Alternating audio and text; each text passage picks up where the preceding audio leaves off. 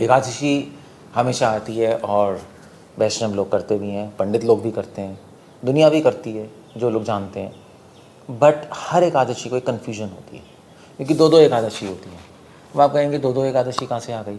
Well, वैष्णवों की एकादशी एक दिन बाद होती है, पंडितों की एकादशी एक दिन पहले होती है। तो हमेशा कन्फ्यूजन होती है। एकादशी तो वैसे भक्ति जननी है, मगर एकादशी के दिन कन्फ्यूजन जननी हो जाता है। तो क्या करें, कौन सी है, कौन गलत है, या दोनों ही सही हैं? और वैसे भी पहली बात है कि एकादशी दो दो होती क्यों है, उसका कारण क्या है, सो वो हम समझते हैं। वैसे तो सिंपल है, ऐसे कोई कॉम्प्लेक्स नहीं है। आपको सिर्फ दो चीज़ें समझनी पड़ेंगी कि एकादशी उपवास शुरू कब से होता है और एकादशी तिथि कब से पड़ती है। बस ये दो चीज़ें याद रखनी है, तो आपको सारी कन्फ्यूजन क्लियर हो जाएगी। और ऑफ कोर्स थोड़ा सा पंचांग आना चाहिए, वो भी ज़रूरत नहीं, आजकल तो गूगल से पूछ लो एकादशी तिथि कब शुरू होती है। ओके, एकादशी उपवास कब शुरू होता है? एकादशी उपवास शुरू होता है पंडितों का सूर्योदय से और वैष्णवों का ब्रह्म मुहूर्त से।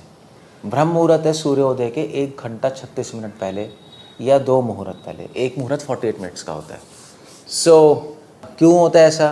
क्योंकि पंडित लोग धर्मशास्त्र फॉलो करते हैं और धर्मशास्त्रों में सारी नित्य नैमित्तिक क्रिया सूर्योदय से शुरू होती है। वैष्णवों का ब्रह्म मुहूर्त से क्यों होता है शुरू उपवास? क्योंकि वैष्णवों का दिन जो है वो ब्रह्म मुहूर्त से शुरू होता है, क्योंकि वो लोग सुबह जल्दी उठते हैं। ब्रह्म मुहूर्त स्पिरिचुअल प्रैक्टिसेस के लिए अच्छा है। सुबह आरती भी होती है वैष्णवों की, भक्तों की, तो इसलिए वो लोग तैयार होके उस टाइम से शुरू करते हैं। तो क्योंकि दिन उस टाइम से शुरू हुआ, उपवास उस टाइम से शुरू हुआ। पंडितों का दिन सूर्योदय से शुरू हुआ, इसलिए उपवास उस दिन शुरू हुआ, क्योंकि उपवास का दिन है ना। अब प्रॉब्लम यह है एकादशी तिथि की। अब एकादशी तिथि जो है, वैसे तो दोनों के लिए तो सेम है। गूगल से देख लो एकादशी तिथि कब शुरू हो रही है, और आपने देख लिया अब जितने भी टाइम पे शुरू हो रही है। और फिर अब एकादशी तिथि और एकादशी उपवास जब इन दोनों को मिलाओगे तब कन्फ्यूजन शुरू हो जाएगी। फॉर एग्जाम्पल, अब आपको एग्जाम्पल समझाना पड़ेगा। मान लीजिए 15 अक्टूबर है और 6 बजे सूर्योदय हुआ, तो भी पंडित जी उठे अपना, पंडित जी ने देखा भाई सूर्योदय 6 बजे हुआ है। एकादशी तिथि उन्होंने पंचांग से, गूगल से देखा कि 5:30 बजे शुरू हो रही है 15 अक्टूबर को सुबह। तो अब उनका उपवास शुरू हो रहा है 6 बजे, क्योंकि दिन 6 बजे शुरू हो रहा है और एकादशी तिथि शुरू हो रही है 5:30। तो उनके उपवास के समय तिथि, एकादशी तिथि पड़ रही है, तो इसलिए वो एकादशी उपवास 15 अक्टूबर को ही करेंगे। अब वैष्णव भी उठे भी 15 अक्टूबर को, सुबह सुबह उठे, आराम से मस्त नहाए, तिलक लगाया, 4 बजे 4:30 बजे आरती करने गए, तो उन्होंने ऐसे ही देखा भी आज तो एकादशी उपवास है, तो एकादशी उपवास 15 अक्टूबर को।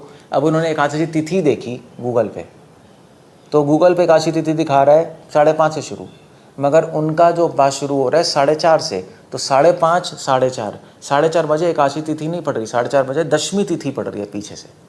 एकादशी तिथि है 5:30 बजे शुरू होगी, तो उनका जो उपवास है वो विद्धा हो गया, अशुद्ध हो गया, क्योंकि उनके एकादशी उपवास में दशमी तिथि एंटर कर रही है। दशमी एकादशी उपवास में उनके एंटर कर गई, इसलिए अशुद्ध हो गया। इसलिए वो एकादशी उपवास अगले दिन करेंगे। ये विधान है भक्ति शास्त्रों का 16 अक्टूबर को। तो आप कहेंगे 2-2 एकादशी हो गई, हाँ तभी हुई है 2-2 एकादशी। एक और एग्जाम्पल ले लेते हैं, अब आप खुद ही सॉल्व कर लीजिएगा। मान लीजिए अब वही 15 अक्टूबर है, 6 बजे सूर्योदय, 4:30 बजे ब्रह्म मुहूर्त है। भाई पंडित जी उठे, उन्होंने देखा भाई आज एकादशी उपवास है, 6 बजे शुरू करना है, क्योंकि सूर्योदय उस टाइम शुरू हुआ है। मगर तिथि उन्होंने देखी तो 7 बजे शुरू हो रही है 15 अक्टूबर, तो वो उपवास करेंगे नहीं करेंगे? अब आप सोचिए इस पर। तो आंसर क्या है? उपवास नहीं करेंगे, क्योंकि 15 अक्टूबर को उनकी उपवास पे दशमी तिथि आ रही है, क्योंकि एकादशी तिथि 7 बजे शुरू हो रही है। इसलिए वो भी उपवास, उनका भी उपवास विद्धा अशुद्ध हो गया, वो उपवास 16 अक्टूबर को करेंगे।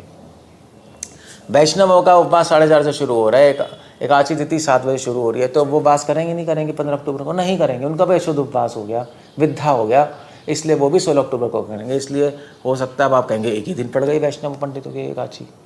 तो इस तरह से एक कभी अलग पड़ती है, कभी एक पड़ती है। सूर्योदय को देखना पड़ता है, एकादशी तिथि को देखना पड़ता है, तो क्लियर हो जाता है। ओके, अब कौन सी एकादशी करें? पंडितों की करें, भक्तों की करें? वेल, डिपेंड करता है आपका लक्ष्य क्या है। पंडित लोग धर्मशास्त्र फॉलो करते हैं, धर्मशास्त्र के नित्य नैमित्तिक कर्म फॉलो करने से स्वर्ग मिलता है, पुण्य मिलता है। अगर आपको वो चाहिए तो वो कर लो। वैष्णव एकादशी करने से भक्ति मिलती है, भगवान मिलते हैं। अगर आपको भक्ति चाहिए, भगवान चाहिए, तो वो कर लो। बट बेटर है ये पुण्य वुण्य के चक्कर में ना पड़े, क्योंकि वो अभी होते हैं, कभी ख़त्म हो जाते हैं, कभी बढ़ जाते हैं।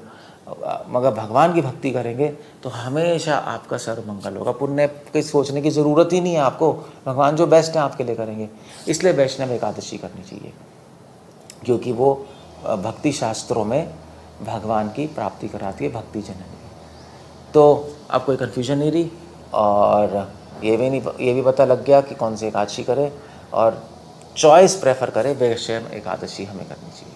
हरे कृष्ण।